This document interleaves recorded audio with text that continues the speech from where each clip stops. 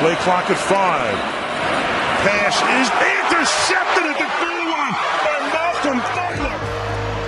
They step up and shoot one downfield. It's intercepted. Dylan Pies throw in the middle. Julian Love has it. Brilliant performances I have ever seen in the National Football League. This defense. And that will do it. Seattle reigns above the world in the NFL. The Seahawks, Super Bowl champions for the second time.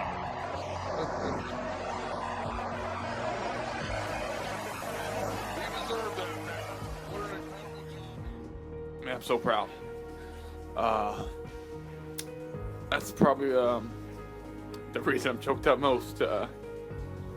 This team is something that just glad to be part of. You think about these guys, what are kind of things to stay with you throughout this group was, the things that you enjoyed? It ended in heartbreak, with the Patriots being the first team to be shut out in the first 3 quarters of the Super Bowl since the 1974 Minnesota Vikings. The entire offense struggled, especially the young left side of the Patriots' offensive line.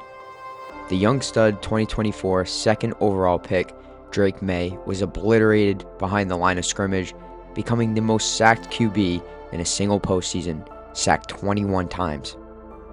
The Seahawks were just too much.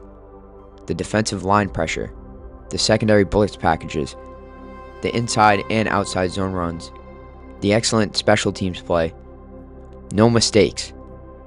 The Seattle Seahawks franchise has truly built 2 of the best and most dominant defenses in NFL history in a matter of just a little over a decade. The Seahawks team was just by far the better football team. But what about fool's gold? I did say the Patriots are fool's gold. And I'm going to stand on that. The team that people completely wrote off. The team that had won a combined 8 games in their last 2 seasons before the 2025-26 season. The team that had a supposed easy schedule, which became the first team in NFL history to defeat 3 out of the top 5 ranked defenses in a single postseason, going from back-to-back 4-13 seasons to a 14-3 record, reaching yet another Super Bowl appearance in their first season with Mike Vrabel taking over as head coach.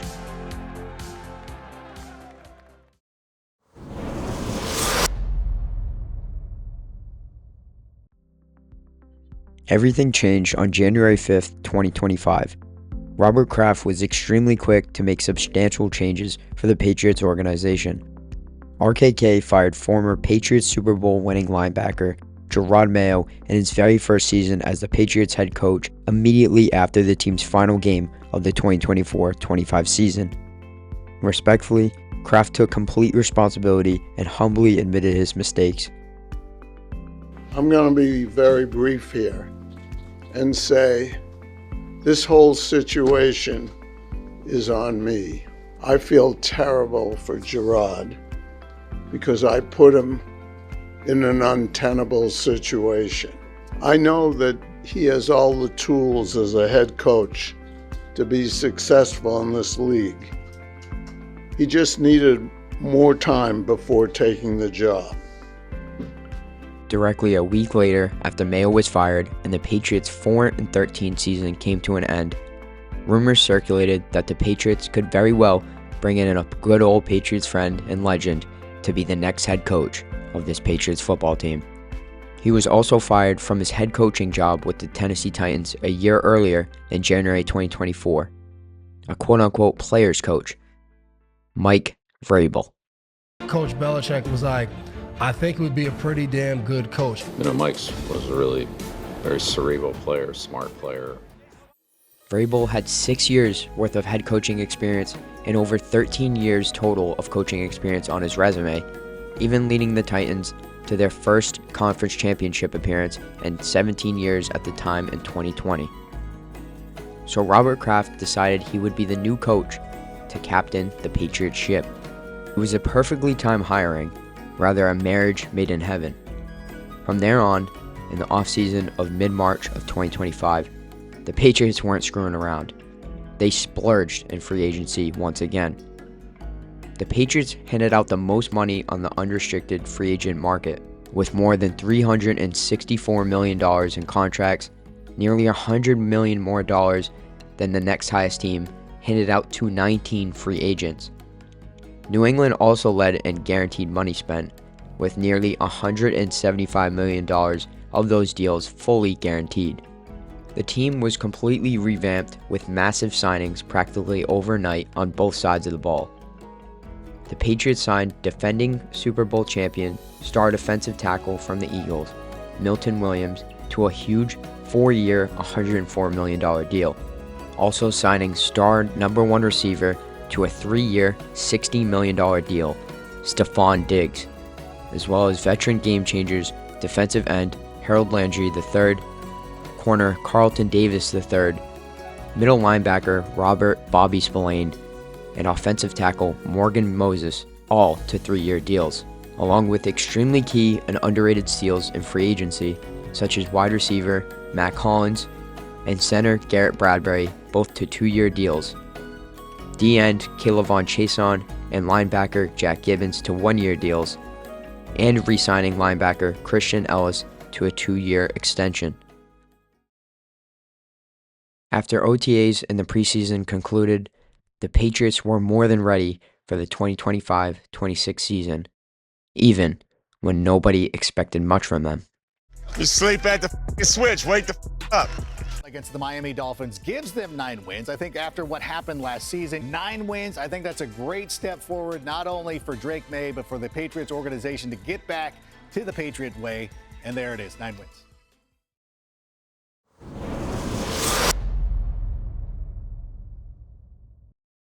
The New England Patriots weren't just doubted, they were ignored. Because in the very beginning of the season, the Patriots took on the Las Vegas Raiders, who would end up becoming arguably the worst team in the 2025 NFL season.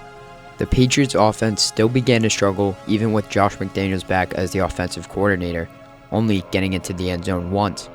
While Ashton Jeanty scored his first touchdown in his first career NFL game, Geno Smith torched the Pats defense in the air with 362 passing yards and a passing touchdown, and Brock Bowers and former Patriot Jacoby Myers both went for nearly 100 receiving yards on the day. The Raiders' first win in their opening game would be just 1 out of the only 3 wins of their entire season.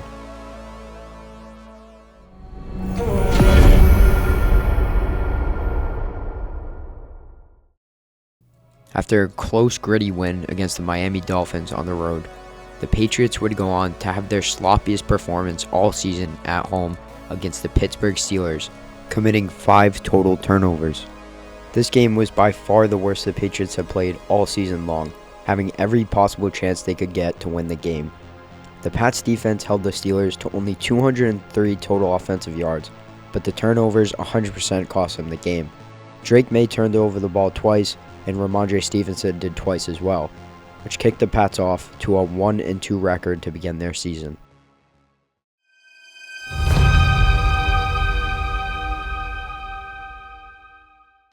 The Patriots defense then had completely changed.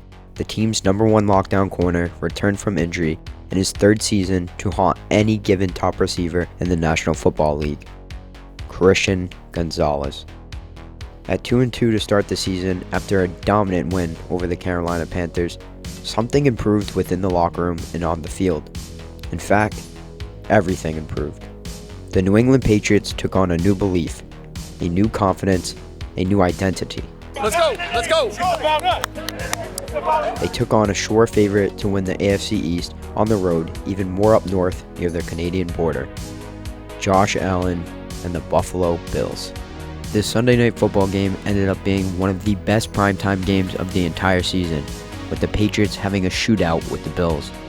Josh Allen and his offense struck first, but Ramondre punched it in the end zone twice for the Pats, and Stephon Diggs made a statement to a former team, putting up 10 receptions for 146 receiving yards on the night.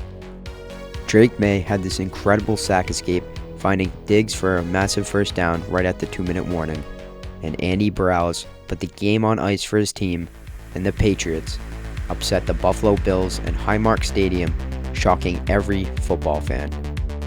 The New England Patriots let everybody know they are here. Was this just a one-week wonder performance from this young football team? Nope. This Pats team went on an absolute onslaught, winning their next 8 games, totaling their win streak to 10 straight wins. Drake Maye not only started to look like the quarterback this organization hoped for him to be, especially with offensive coordinator Josh McDaniels always proving how crucial he is to the Patriots offense over the years, but Drake Maye was also building a very solid case for him to win league MVP come February. Stephon Diggs was more than back from his ACL injury, solidifying himself as the team's true #1 receiver. Matt Collins came up big whenever he was targeted, in addition to Kayshon Boutte, Demario Pop Douglas, and Kyle Williams having their fair share of spectacular games. While second-round steal Trevion Henderson started going off, getting the chance to truly prove himself with a starting workload while Ramondre Stevenson was out with an injury for a month. Both Henderson and Stevenson became one of the league's deadliest 1-2 punch running back combinations in the entire NFL. On the defensive side, Marcus Jones was making spectacular plays all season long, while Christian Gonzalez continued to prove how he was quietly the league's most lockdown corner in the entire league. Harold Landry III led the team in sacks, and Bobby Spillane did a great job captaining the linebacker corps, while young guns like rookie safety Craig Woodson stepped up as a starter along with safety Jalen Hawkins doing the same, being top 10 in the league in interceptions. Even with the Patriots' success, critics like Cam Newton believed the Pats' success this season was a bluff, even calling Drake Maye and the Patriots' success as a team, quote-unquote, fool's gold. I did say the Patriots are fool's gold. And I'm going to stand on that.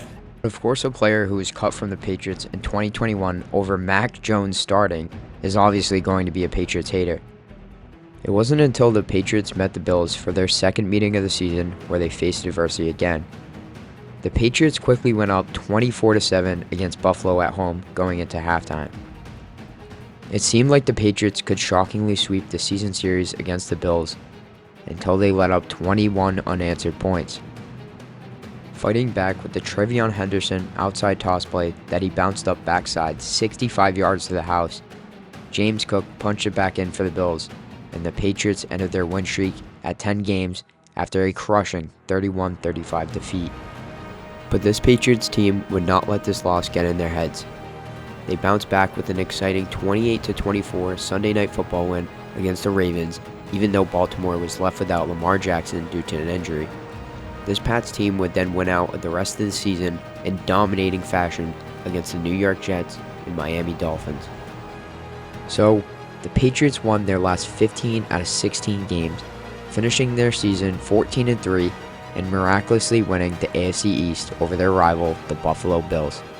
Nobody, and I mean nobody, predicted this team to have the season they had, especially claiming the AFC East title with an apparent easy schedule.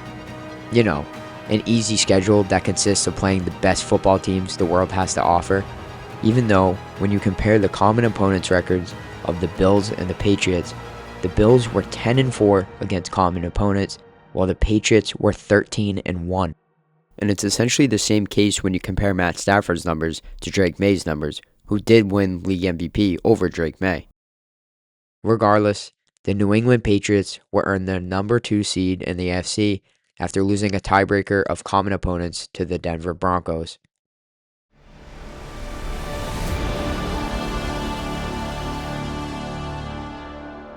The match was set.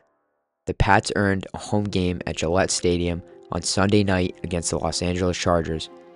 Playoff energy was right back in Foxborough for the first time since, well, Tom Brady's unexpected last game as a Patriot. New England struggled to score a touchdown through the first half, but that didn't stop them from destroying Justin Herbert all night long. With Chargers star offensive lineman Rashawn Slater and Joe Alt out with season-ending injuries, the Patriots took advantage. They tortured Herbert with multiple massive hits, sacking him 6 times, including Milton Williams and K'Lavon Chaisson having 2 sacks apiece. Drake Maye and the Patriots finally answered the bell with a 28-yard laser off a play fake to Hunter Henry for the first and only touchdown of the game. The Patriots defense continued to make playing the quarterback position a literal living hell for Justin Herbert.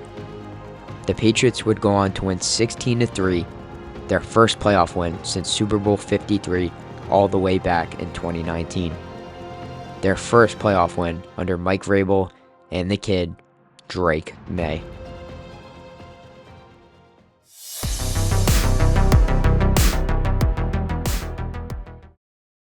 We are all. No way. This is where the doubt really started pouring for the Patriots. They were matched up to play a top 2 defense in the divisional round, arguably the best defense in the entire NFL in the regular season, which just tore apart the Pittsburgh Steelers in the wild card round, the Houston Texans. Texans top receiver Nico Collins would not play the Pats being out with a concussion, but the Texans led the league in yards allowed per game and created the second best turnover differential in the NFL, right behind the Chicago Bears. Even with Collins out, the Patriots weren't supposed to win this game. This game was the opposite from the low-scoring wildcard game.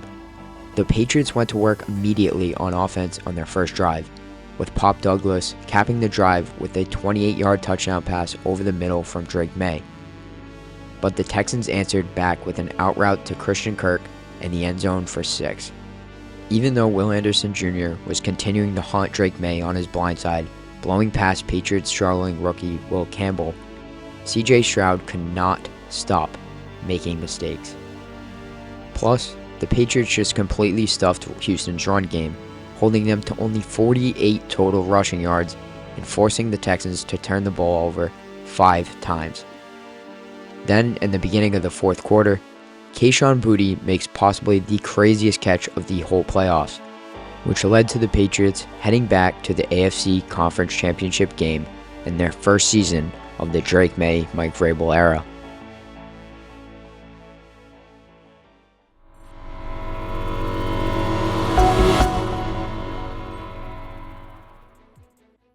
The Patriots would only continue to play the league's very best defenses, this time playing a team in their high-altitude stadium in which the Patriots had a bad history in, even in the Brady days, the Denver Broncos, facing off against Nick Bonito, who is 5th in the NFL in sacks, and who most believed to be the best corner in the NFL, Pat Surtain II.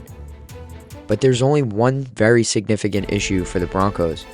Their franchise quarterback, Bo Nix, suffered a fractured ankle in overtime against the Bills in the divisional round. This injury would require surgery and end Bo Nix's season. So ironically, the former Patriots 4th-round draft pick, Jarrett Stidham, would start in his first NFL game in over 2 whole years. Week about noise. Do you have a message for them this week with being the final game? Well, they're going to have plenty of rest after this one. 2 weeks. The Broncos started the game with pure electricity, with Stidham firing a 52-yard bomb on a deep post to Marvin Mims Jr., somehow burning by Christian Gonzalez to set up a red zone touchdown pass in the corner of the end zone to Courtland Sutton for an early 7-0 Broncos lead. With the Pats struggling to get anything going, Broncos head coach Sean Payton decides to go for it on 4th and 1 after Stidham was just a yard short of the first down within the 15-yard line. The high-risk gamble led to Stidham crumbling under pressure and coming up short on an incomplete pass. This would change the game. Drake Maye and the Patriots offense continued to struggle, but Jarrett Stidham just couldn't handle the Patriots' pressure. Stidham coughed up a fumble on a panic pass behind the line of scrimmage, leading to the Pats getting the ball on the spot of the fumble by rule. This red zone gift led to Drake Maye doing what he does better than anybody this season, running right up the middle to finally put in a touchdown for his Patriots for a tie ball game. The weather was really starting to worsen, as both kickers couldn't make a field goal no matter how many attempts they had. But the real storm was coming, and it was blizzard-like conditions that would change this game so quickly. With a massive Drake Maye 3rd down run and a successful QB sneak on a 4th down and 1 conversion, the Pats settled with the chip shot field goal to take their first lead of the game, 10-7 Patriots. Now just look how incredibly fast the weather had changed in just a matter of a few minutes. Both teams couldn't possibly figure out how to put up any points at all, never mind a touchdown. But this game turned into complete, snowy, trench warfare football, and the Patriots' run game was doing noticeably more than the Broncos' run game, up by just 3 points. Then late in the game came an underthrow by Jarrett Stidham, and Christian Gonzalez came up with his first interception of the whole season. But you know what they say, in order to win championships, big-time players must make big-time plays in big-time moments.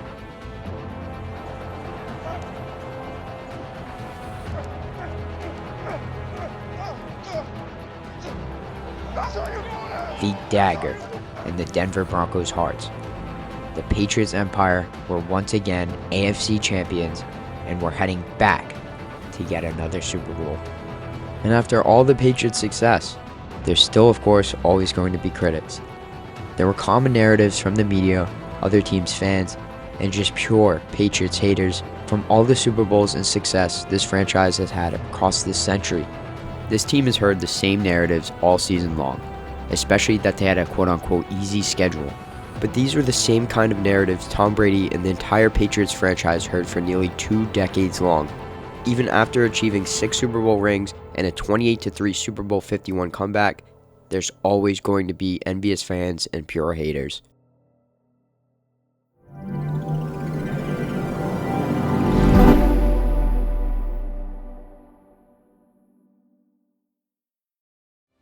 So it all came down to the biggest game in sports at Levi Stadium for the 60th time in football history, the Super Bowl. And once again, almost nobody believed the Patriots had a chance. Standing across from them, a defensive juggernaut. The perfect rematch after what happened at the end of Super Bowl 49, the Seattle Seahawks. 2 franchises with a dramatic past, a David versus Goliath story. Much like Super Bowl 36 between the underdog Patriots and the seemingly unstoppable St. Louis Rams, this was a battle of pure nostalgia. Nothing left but 60 minutes between destiny and heartbreak.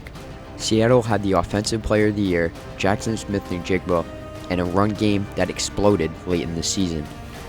With running back Zach Charbonnet lost to a torn ACL, the load fell on Kenneth Walker III, and he delivered. 178 rushing yards, 4 touchdowns in the playoffs. Meanwhile, quarterback Sam Darnold was writing his own redemption story. A former cast-off now leading Seattle to the biggest stage of them all. Seeing ghosts.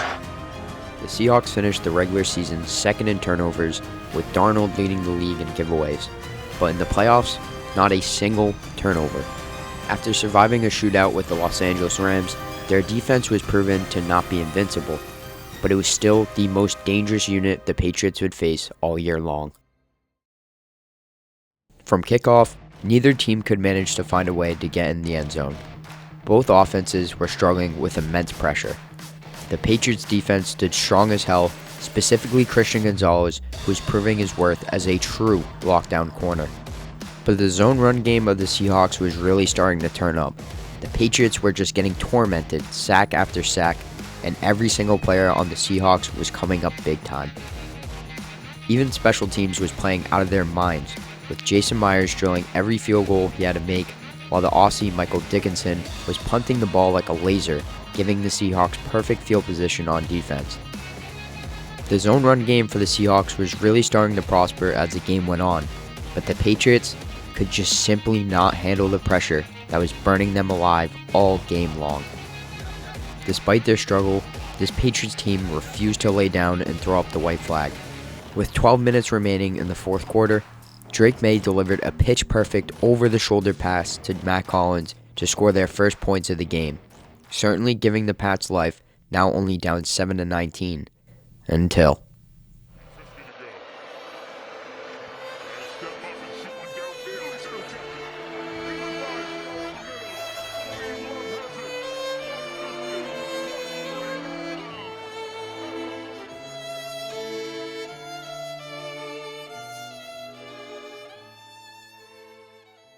all the haters and doubters got their wish. This Super Bowl was truly the game of fate, going from Super Bowl 49 with every football fan questioning, why didn't they hand the ball off to beast mode on the 1-yard line, to just complete, downright domination. The Patriots defense stood strong, pressuring Darnold on 41.5% of his dropbacks and holding the Seahawks to 1 of 4 in the red zone. Specifically, Christian Gonzalez played out of his mind, and honestly, without him, the score would have been much worse. They held the Seahawks to just 3 field goals in the first half, but the left side of the Patriots' young O-line struggled like they did throughout the season, and Drake Maye could just never find a way to settle in. While everybody did their job extremely well for the Seahawks, every single Seahawks defensive player made playing football a living hell for New England. Sam Darnold and the offense did a perfect job with ball security and discipline, while even special teams performed perfectly, with Jason Myers scoring the most points ever by a kicker in a single postseason. But the Patriots? This was the team nobody believed in. The team that finished 4-13 in back-to-back seasons. The team critics called fool's gold. The team that was supposed to be years away from success. And yet, here they were. In their very first season under Mike Vrabel, with a 23-year-old quarterback in Drake Maye, the New England Patriots shocked the entire football world. 14 wins, an AFC East title, an AFC championship, and a return to the biggest stage in sports. Yes, the Seattle Seahawks were clearly the better football team, but the Patriots? None of this was ever supposed to happen in the first place. They weren't supposed to be here. I did say the Patriots are fool's gold. From 4-13 to the Super Bowl. From a franchise people said was finished, down in the gutter, putting up back-to-back 4-13 seasons, including 4 out of 5 years resulting in losing seasons after Brady left in 2021, to a franchise that suddenly looks dangerous again. Dynasties don't always begin with confetti. Sometimes they begin with heartbreak. The New England Patriots are years ahead of schedule. This 2026 team didn't finish the story, but they made sure the rest of the league noticed. So if the rest of the NFL learned anything in 2026, it's this. The Patriots empire is not done just yet.